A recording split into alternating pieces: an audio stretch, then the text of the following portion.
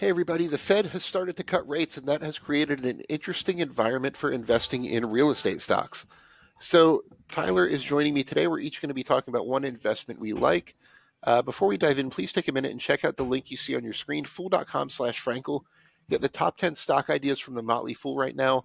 It's the best way to support this work we're doing on YouTube. Again, fool.com/Frankel.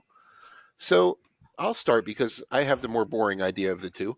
I think it's just a great environment to invest in real estate in general.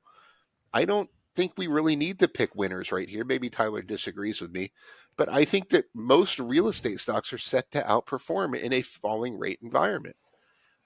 So the one I've been buying the most lately, honestly, is the Vanguard Real Estate ETF. Ticker symbol is VNQ. It's a low cost way to invest in a basket of real estate stocks. So let's kind of look what they own and how much it costs and all that. So as far as costs, it's cheaper to invest directly in real estate investment trusts. But if you're going to do the index fund route, Vanguards are the way to go. This has a 0.13% expense ratio. That means for every $10,000 in assets you have in this fund, you're going to be paying $13 per year out of your returns. It's not a number of money you have to pay. $13 per year in investment expenses. But what you get for that, you get a portfolio of about 100 and let me tell you the exact number here, 155 different real estate stocks.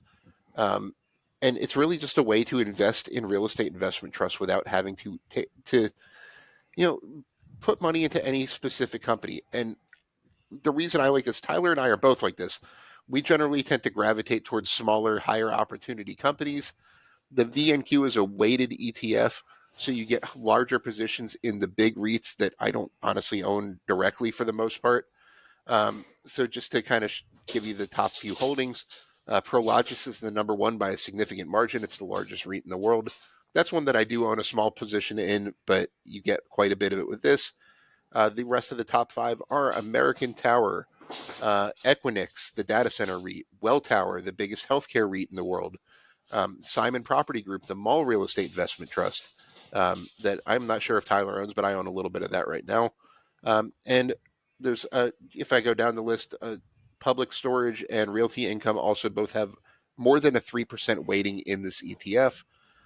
It's not, I wouldn't call it top heavy relative to the Magnificent Seven, S&P 500 ETFs, but there are a total of 7 companies that account for 3% or more of the fund's assets. Generally speaking, real estate stocks react really well to falling interest rates. And I don't really want to turn this into an economics lesson, but it helps out. Falling rates help out REITs in 2 ways. Number one, REITs tend to rely more on borrowed money than the average stock. Just like when you go to buy a house, you probably used a mortgage. Real estate investment trusts generally use debt when it comes to growth. Falling rates make it cheaper to borrow. A lot of companies, as Tyler's about to mention, one, are still getting pretty attractive interest rates today. That should get even better as rates fall. And number two, just these are yield-focused investments, and as yields on risk-free instruments fall, like treasuries and CDs even and things like that, the yields paid by riskier instruments tend to go in the same direction. Yield and price have an inverse relationship. So the long story short, as rates fall, it tends to put upward pressure on the valuation of yield-based instruments. Property values, commercial property values rise in falling rates environments, things like that. So just generally, if you believe like I do that the rising tide of real estate will lift all ships, the VNQ is a great way to play it. But Tyler has a specific play, and it's one that I honestly haven't looked into much lately. It's a company I used to know really well. Tyler, what are you looking at?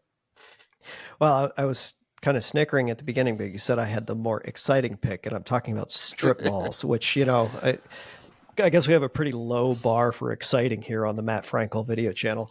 Well, I real want to estate's talk. boring in the best possible way, right? Sure. So I want to talk about Kimco Realty, which, surprise, surprise, strip malls. I would call Kimco has kind of been one of the weird, like, castaways of the real estate market for the past, I don't know, 15 years. Through much of the 2010s, it was kind of this discombobulated mess of a portfolio of real estate, which management finally got their act together and decided to slash it down to a coherent strategy, which was, we are going to own grocery anchored strip malls where with a heavy focus in either coastal or Sunbelt markets, and kind of trim down the portfolio to the best opportunities in that segment. And that transformation is more or less complete today. Like more than 62% of its entire portfolio is in the Sunbelt markets. And if it's not that, it's in the East Coast megalopolis between like Boston and Washington, D.C., as well as several of the West Coast states. I think the one exception, like if you look at a map for them, the one exception is like they've got this little thing in Denver, and you're like, oh, that wonder what that's doing there. But the thing that I like about Kimco in particular, and this is going to sound kind of strange because we've talked for so long about the death of retail. Well, I think it's about time we talk about the death of retail, because retail industry is looking much, much better than it did a long time ago. We've kind of the lancing of the unprofitable strip malls, basically, like, to use euphemisms, anything that was anchored by a Sears has gone the way of the dodo, with a lot of the more profitable and kind of advantageous locations left. And I like Kimco's strategy in particular being grocery anchored, because grocery anchored strip malls tend to have the highest foot traffic relative to other ones that, I don't know, just have like an Dick's Sporting Good or something like that based into it. So higher foot traffic, it tends to have a little bit better pricing for the not just the grocery anchor, but also the associated stores that happen to be in the strip mall all around it tend to get better pricing than something that doesn't. And right now, the retail space actually looks quite well. One of the things that they mentioned on the second quarter earnings was that the time to lease space in a strip mall is down to 6 months, which is the lowest on record, and it's less than half the kind of the average time to lease over the past decade. So we're very much at a point where we might actually be getting into a little bit of an undersupplied real estate or retail market, which sounds really weird when you say it, but it seems to be the case here. Management was even saying too, like right now, because of high construction costs, rent across our portfolio could increase 65% before it would actually justify new construction. So it actually builds in some pretty considerable rent increases over the next several years that they can pass on to its tenants, because they can't really go anywhere, because there's not really a market for ground up development in strip malls. So we have a well-financed business, a triple B plus rating from S&P 500, so investment grade. It just this past month, it actually got a 10-year senior note priced at 4.8%. So it's like almost better than U.S. Treasuries to invest in the debt for Kimco Realty. You have this relatively stable business with this grocery anchored, and then on top of all this stable, good dividend, a good credit rating, things like that, they have this interesting strategy of starting to do mixed development, where they have these large land banks of strip malls and starting to do mixed development where you'll actually they'll carve out a little bit to do apartment buildings, and then, I don't know, have like formerly your strip mall, like a Whole Foods based in the bottom of the residential, and then maybe have like some small maybe like a little bit of hospitality, being like a small hotel in the area to kind of like as a regional hospitality sort of play. It's an interesting use of the land bank that hasn't normally been considered in the strip mall space, and it gives Kimco this nice kind of upside potential built into what something most people would think of as just like boring strip malls. Yeah, not too different from basically like collect your check. As of right now, they've built about 3,000 multifamily buildings or multifamily units, on their properties, with an additional what they entitled, which basically means they have the right to build them. An additional 7,000 units across its entire portfolio. So there's that nice kind of like upside build on that with a good cost of capital. I think this is it's a good opportunity. As of right now, Kimco's shares, it has about a 4.2% dividend.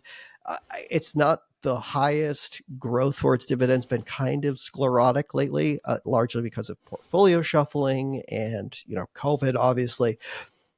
But I think if we can kind of look past the prior sins and all the effort that it took Kimco to get where it is today, I actually think rate cuts and even beyond, I think this is a very interesting real estate investment for the next several years.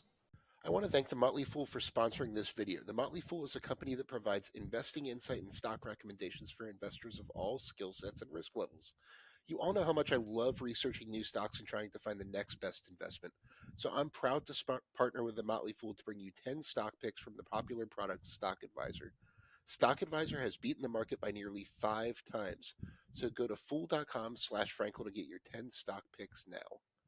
The Motley Fool Stock Advisor returns are 767% as of July 5th, 2024, and are measured against the S&P 500 returns of 163% as of July 5th, 2024.